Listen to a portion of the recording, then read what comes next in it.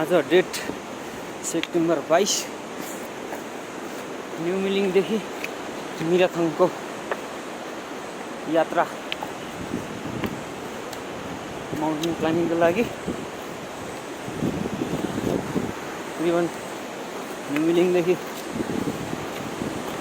20 kilometre होला मेरो विचारमा।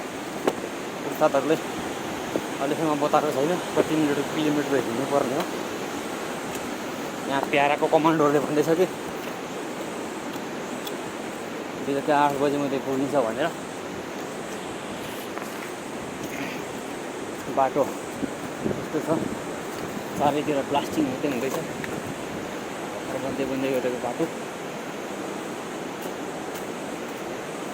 दाहिनेपट्टि खोला छ, बायाँपट्टि भिर।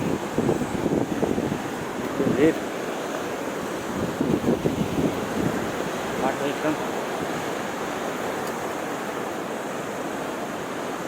दुर्लभ छ बाटो।